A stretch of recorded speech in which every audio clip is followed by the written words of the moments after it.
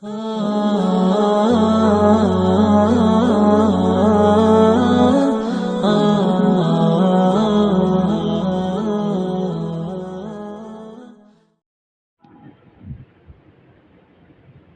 رب العالمین کا کرم ہوا، احسان ہوا کہ اللہ رب العالمین نے ہمیں اس بابرکت دن اور بابرکت جگہ پر بیٹھنے کی توفیق نصیب فرمائی۔ یقیناً ایسے محفلوں میں آنا، ایسے جگہوں پر آنا اللہ رب العالمین کا بہت بڑا کرم اور نوازش ہے کہ اس دنیا کے بے شمار مصائب، بے شمار کام اور ان حالات میں اللہ رب العالمین کسی کو اپنے محفل میں، اپنے ذکر اور اپنے قرآن کی محفل میں آ کر بٹھاتے ہیں۔ غالباً گزشتہ سال اسی مقام پر میں نے ڈاکٹر حضرات کی جو اہمیت ہے اسلام کی نظر میں، کہ ڈاکٹر کا کیا مقام ہے اسلام میں، اس موضوع پر میں نے لب کشائی کی تھی۔ آج اسی کے تسلسل سے انشاءاللہ العزیز اسی ڈاکٹر کے موضوع پر، چونکہ یہاں پر اکثر جو موجود ہیں معزز سامعین ہیں ان کا تعلق میڈیکل سے ہے، تو لہٰذا اسی مناسبت سے آج ڈاکٹر کا جو اخلاقی کردار ہوتا ہے، اخلاقی خوبیاں جو ایک ڈاکٹر میں موجود ہونے چاہیے اور اس کا کیا کردار ہوتا ہے، اسی پر انشاءاللہ آپ حضرات کے سامنے مختصراً کچھ باتیں پیش کریں گے۔ اللہ تعالیٰ سے دعا ہے کہ ہمیں کہنے، درست کہنے اور ہم سب کو ان باتوں پر عمل کرنے کی توفیق عطا فرمائے۔ اگر ہم میڈیکل اس شعبے کو دیکھیں، بنیادی طور پر یہ ایک نئی دنیا ہے، کیونکہ اس میں بے شمار ایسے مضامین اور پریکٹیکلی ایسے کردار سامنے آتے ہیں، اگر ان پر مستقل کتابیں لکھی جائیں، ان پر بے شمار بیانات کیے جائیں تو پھر بھی وہ کم نہیں۔ یہ ایسی پھر سے تعلق اور اس بارے میں جاننا ہے جس کی شریعت نے بہت حوصلہ افزائی کی ہے، اور شریعت مبارکہ میں اگر ہم دیکھ لیں تو جو طب کا شعبہ ہے اسے ایک خاص مقام حاصل ہے۔ اسی لیے بات یہ سمجھتے ہیں کہ ہم میڈیکل پڑھیں گے، میڈیکل سے نکل کر جائیں گے، کہیں جاب کر لیں گے، لوگوں کو دیکھیں گے، ان کے علاج کر کر ہم اسی طرح زندگی گزارتے ہیں۔ لیکن در حقیقت اگر ہم اسے اسلام کی نظر سے دیکھیں تو جسے ہم ایک جاب سمجھ رہے ہیں، اگر اسلامی نقطۂ نظر سے اسے دیکھیں اور اسلام کے اصول پر اس پر عمل پھیرا رہیں تو یقیناً وہ جاب نہیں بلکہ عبادت بن جائے گی، کیونکہ اسلام ایک ایسا وسیع اور عالمی جہانگیر مذہب اور دین ہے جس میں جو انسان اگر چاہے اسے سمجھے اور اس پر عمل کرنے کی کوشش کرے، اپنی 5 وقتہ نماز سے لے کر اپنے کاروبار میں، گھر سے باہر، میڈیکل کالج میں، دیگر کالج میں، یونیورسٹیز میں، جہاں وہ تعلیم حاصل کرے، جہاں وہ رہائش اختیار کرے، جن لوگوں سے ملے اور جو کرے کمائے، اس کے بعد اپنا جو فیملی سسٹم زندگی میں خاندانی نظام میں آئے اور اپنے بال بچوں میں آئے، اسی طرح آخر تک اپنے وفات تک اگر چاہے تو ہر کام کو عبادت میں بدل سکتا ہے۔ شرط یہ ہے کہ ہم جانیں، شرط یہ ہے کہ ہم یہ سیکھیں، یہ ہمیں سیکھنے کی ضرورت ہے۔ ایسے مسلمان ہر ایک پر یہ لازم ہے کہ وہ جانے کہ میں میڈیکل کالج میں پڑھا رہا ہوں یا میں میڈیکل کالج میں تعلیم حاصل کر رہا ہوں، آیا اس بارے میں شریعت کی رہنمائی کیا ہے؟ میڈیکل کالج میں پڑھنے اور پڑھانے کے دوران ہم پر شریعت کیا احکام لاگو کرتا ہے، یہ یقیناً ہمیں جاننا چاہیے۔ اسی طرح ہم آتے جاتے ہیں کئی جگہوں پر بھی گیا ہوں، کئی یونیورسٹی اور کالج کا میں نے دورہ کیا ہے، ان کے کتب خانوں کا دیگر مواقع پر بعض جگہ ہمیں ایسے سنن ملتے ہیں جو مطالعہ کرتے رہتے ہیں، لیکن یہ افسوس سے کہنا پڑتا ہے کہ وہ دنیا جہاں کی کتابیں مطالعہ کرنے کے ساتھ اگر وہ دینی اپنے فیلڈ میں دین کا کیا رہنمائی ہے، اگر اس مناسبت سے کوئی کتاب رکھ دیں تو کیا ہوگا؟ آپ دیکھ لیں، ہمارے سامنے آئنسٹائن کے کتاب ہوتے ہیں، ڈارون کے کتاب ہوتے ہیں، ہٹلر کے کتاب ہوتے ہیں، اور اسی طرح اگر ہم دیکھ لیں دیگر جتنے بھی فلسفہ ہیں اور میڈیکل سائنس سے وابستہ دیگر جتنے بھی کتابیں ہیں وہ سارے ہمارے سامنے ہوتے ہیں، مطالعے میں رہتے ہیں۔ اگر ہم وقت نکال کر اس بارے میں شریعت کی کیا رہنمائی ہے اس پر اگر تھوڑا نظر ڈالیں تو کیا ہوگا؟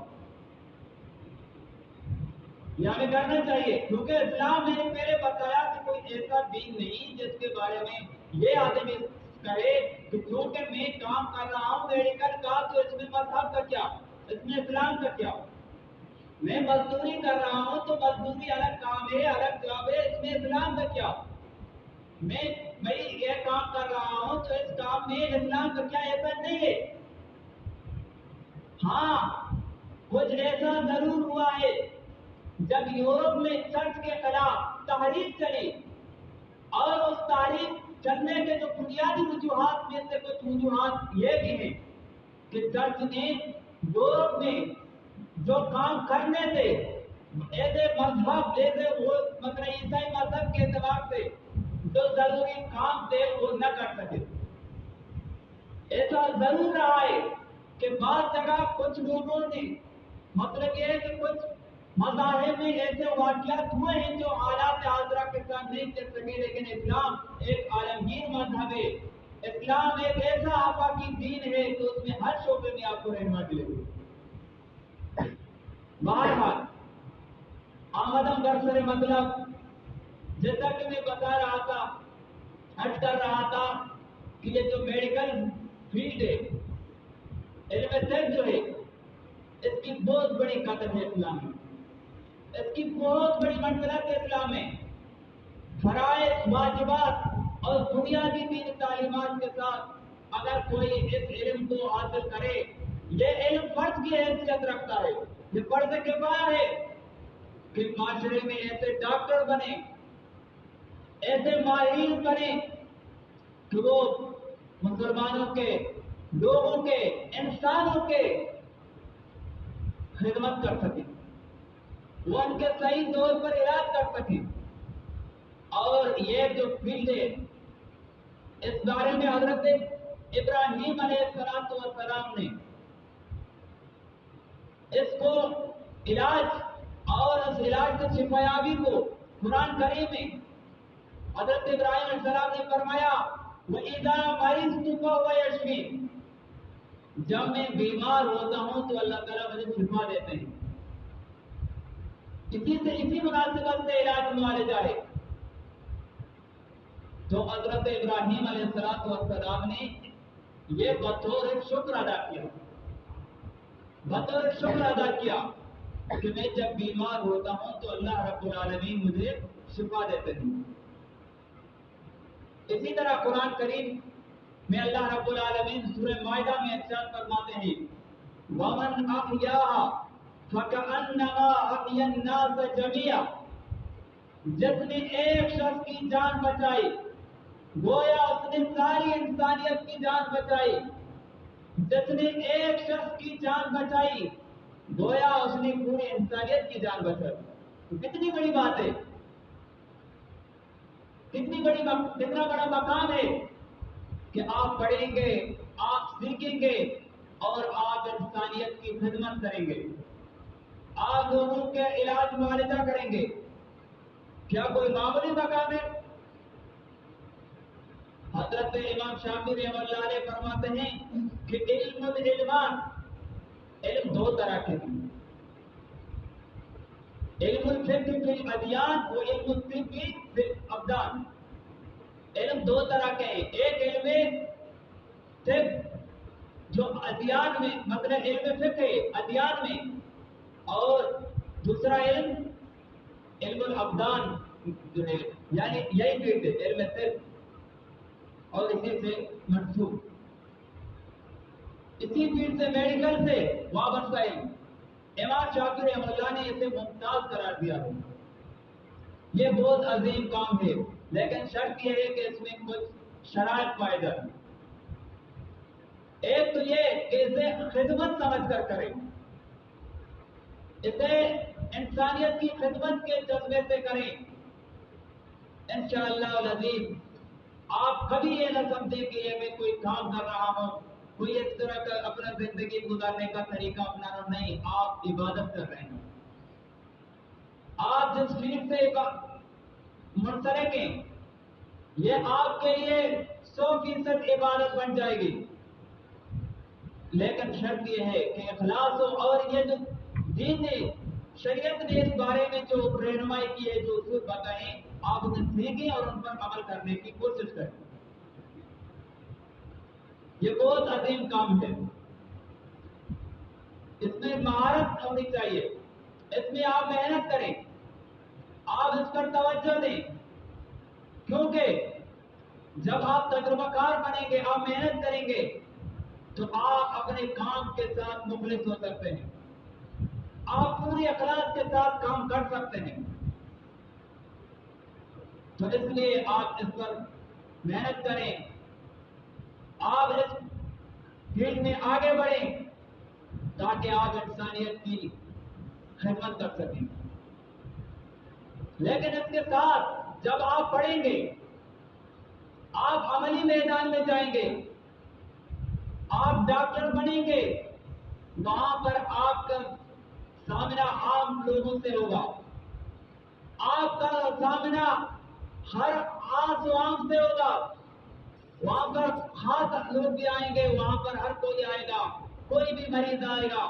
تو اس کے لیے آپ کو بنیادی طور پر چند چیزوں کی ضرورت ہے۔ سب سے پہلے تقویٰ، سب سے پہلے تقویٰ اختیار کریں، کیونکہ جو بھی انسان کام کرے، جب اس میں تقویٰ ہو تو اس کام میں برکت ہوتی ہے، وہ کام عبادت میں روح آ جاتی ہے، اس کام میں جان آ جاتی ہے۔ اور تقویٰ کی تشریح، اب یہ سمجھیں کہ مثال کے طور پر کوئی شخص جا رہا ہے، کہیں سے گزر رہا ہے، آس پاس جھاڑیاں ہیں، تو جب ایک شخص جھاڑیوں کے بیچ سے گزرتا ہے تو کس قدر احتیاط کر کے گزرتا ہے، وہ کس قدر اپنے کپڑوں کو، اپنے ٹخنوں کو اس طرح پکڑ کر یا اکجا کر کے گزرتا ہے کہ کہیں کانٹے نہ لگ جائیں۔ اسی طرح ہر کام میں آپ احتیاط کے ساتھ کریں کہ کہیں ایسا نہ ہو کہ یہاں شریعت کے خلاف آ جائے، کہیں ایسا نہ ہو کہ ذاتی مفاد آ جائے، تو اسے تقویٰ کہتے ہیں۔ سب سے پہلا کام جو آپ نے کرنا ہے وہ تقویٰ ہے۔ اور دوسری بات مختصراً وہ یہ ہے کہ آپ کا اخلاق